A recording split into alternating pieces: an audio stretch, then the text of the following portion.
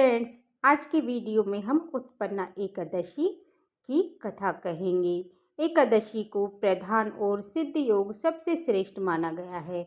एकादशी के बारे में जो तिथि मार्ग मास के मतलब जो मार्गशीर्ष चलता है उसके कृष्ण पक्ष की एकादशी को उत्पन्ना एकादशी के नाम से जाना जाता है। इस व्रत को करने से और इस कथा को सुनने से मनोवांछित फल की प्राप्ति होती है, घर में सुख समृद्धि आती है और मन में निर्मलता भी आती है। मार्गशीर्ष मास के कृष्ण पक्ष की 11 यानी कि 11वीं तिथि को ही भगवान विष्णु एकादशी तिथि प्रकट हुई थी। तो फ्रेंड्स, हम एकादशी की कथा शुरू करते हैं। पहले सतयुग में मुर नामक दैत्य था। वह बड़ा आश्चर्यजनक, महारौद्र और सब देवताओं को भय देने वाले था। हे पांडव, उस तेजस्वी दैत्य ने अपने तेज से इंद्र, सूर्य, वसु, ब्रह्मा, वायु, अग्नि ये सब जीत लिए। इंद्र ने सब वृतांत शिव जी से कहा, हे देव, हम सब स्वर्गलोक से भ्रष्ट होकर धरती पर विचर रहे हैं। हे देव, अब देवताओं की गति क्या होगी? रक्षा का उपाय कहिए। महादेव जी बोले, हे शूर श्रेष्ठ, जहाँ गरुड़ ध्वज भगवान हैं वहाँ जाओ। वे शरण में आए हुए की रक्षा करने वाले, जगतपति और पालन करने वाले धनंजय शिव जी का वचन सुनकर इंद्र सब देवताओं को साथ लेकर जहाँ भगवान शयन कर रहे थे वहाँ गए। जल में सोते हुए जगतपति भगवान को देखकर हाथ जोड़कर स्तुति करने लगे। हे देवताओं के भी देवता, आपको नमस्कार है। देवताओं में वंदित हे दैत्यों के शत्रु, हे कमल नेत्र मधुसूदन, हमारी रक्षा करो। दैत्यों से डरे हुए देवता मेरे साथ आए हैं। हे जगन्नाथ, आप सबके रक्षक, कर्ता और कारक हैं। हे प्रभु, आप सब देवताओं की सहायता और शांति करने वाले हैं। आप भूमि, आकाश और सब जगत के उपकार करने वाले हैं। आप शिव, ब्रह्मा और त्रिलोकी की रक्षा करने वाले हैं। आप सूर्य, चंद्र और अग्नि देवता हैं। हे भगवान, हे देव, हे देवताओं के ईश्वर, शरणागत की रक्षा करने वाले, हे महायोगिनी, देवताओं से जीतते हुए देवता स्वर्ग में भ्रष्ट हो गए हैं, डरकर आपकी शरण में आए हैं। आप रक्षा करिए, रक्षा करिए। हे जगन्नाथ, हम लोग स्थान से भ्रष्ट होकर पृथ्वी पर घूम रहे हैं। इंद्र का वचन सुनकर भगवान विष्णु बोले, वह कौन सा मायावी दैत्य है कि जिसने देवता जीत लिए हैं? प्राचीन काल में ब्रह्मा वंश में देवताओं को पीड़ित करने वाला भयंकर नाड़ी जघ्न नामक दैत्य पैदा हुआ। उसका प्रसिद्ध बलवान मुर नामक पुत्र है। चंद्रावती नाम की बड़ी नगरी उसकी राजधानी है। उसमें रहते हुए उस बलवान दुष्ट ने संसार को जीतकर देवताओं को अपने वश में करके स्वर्ग में हटा दिया है। अग्नि, यम, पवन, ईश, चंद्रमा, नित्रेति, वरुण इनके स्थानों पर वह आप ही खुद बैठ गया है। सूर्य बनकर स्वयं ही प्रकाश करता है। हे विष्णु, वह स्वयं ही मेघ बन गया है। देवता उसको जीत नहीं सकते। उस दैत्य को मारकर देवताओं की विजय कराइए। इनका वचन सुनकर भगवान कुपित होकर बोले, हे देवराज, तुम्हारे उस बलवान शत्रु को मैं मारूंगा। तब देवताओं ने हजारों दिव्य अस्त्रों से युक्त असंख्य दैत्यों के संग गरजते हुए मुर दैत्य को देखा। बलवान असुरों ने देवताओं को मारा। वे संग्राम को छोड़कर दसों दिशाओं में दौड़ने लगे। फिर युद्ध में भगवान को उपस्थित देखकर कुपित होकर अनेक शस्त्र लेकर दौड़े। शंख, चक्र, गदा धारण करने वाले भगवान ने उन असुरों को अपनी तरफ दौड़ते देखकर सर्प के समान बाणों से उनकी देह को घायल कर दिया। भगवान के हाथ से सैकड़ों दैत्य मारे गए। अकेला मुर दैत्य वहां खड़ा होकर वह दैत्य अपनी परिधा की समान भुजाओं में शास्त्रों के प्रहार से उसको न जीत सके। उसने देवताओं से हजारों वर्ष तक बहु युद्ध किया।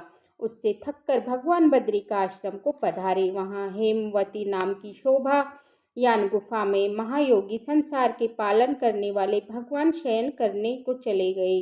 हे धनंजय, उस बाहर योजन की गुफा में एक ही दरवाजा था। मैं उसके भय से डरा हुआ वहां शयन करने लगा।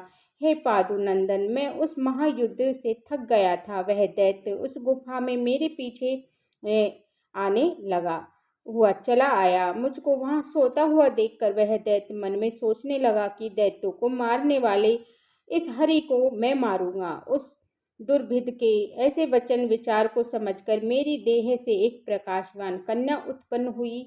हे पादुनंदन, दिव्य शास्त्रों को लेकर युद्ध में ललकारा। तब मुर दैत्य लड़ने लगा। उसके युद्ध को देखकर वह आश्चर्य करने लगा, विचार करने लगा कि यह वज्रपात करने वाली भयंकर कन्या किसने रची है। यह कहकर वह दैत्यराज उस कन्या से युद्ध करने लगा। फिर वह उन महादेवी से शीघ्र देर से उस बलि दैत्य के शस्त्रों को तोड़कर क्षण भर में रथ नष्ट कर दिया। फिर वह भुजाओं से युद्ध करने को बड़ा बनकर के दौड़ा। देवी ने उसके हृदय में लात मारकर उसको पटक दिया। वह फिर उठकर कन्या को मारने की इच्छा से दौड़ा। देवी ने कुपित होकर आते हुए उस दैत्य का सिर काटकर क्षण भर में पृथ्वी पर गिरा दिया। खंडित सिर वाला वह दैत्य यमलोक को प्राप्त हो गया। शेष दैत्य भयभीत और दुखी होकर पाताल लोक को चले गए। तब भगवान उठे और अपने सामने मरे हुए असुरों को देखा। जगत के पति भगवान नम्रता से हाथ जोड़े हुए खड़ी हुई दिव्य कन्या को अपने सम्मुख देखकर आश्चर्य से बोले, इस दुष्ट आत्मा दैत्य को संग्राम में किसने मारा है? जिसने गंधर्व, इंद्र, मरुदगण सहित सब देवता जीत लिए, जिसने लोकपालों को खेल से जीत ही लिया और जिसने हारा हुआ मैं भी डरकर इस गुफा में सो गया था। कन्या बोली, हे प्रभु, मैं आपके ही अंश से पैदा हुई हूँ। मैंने ही इस असुर को मारा है। हे हरे, आपको सोते हुए देखकर यह आपको मारने को तैयार हो गया। इस श्लोक से कंटक कर ऐसा विचार समझकर इस दुष्ट दैत्य को मैंने मार दिया और देवताओं को निर्भय कर दिया।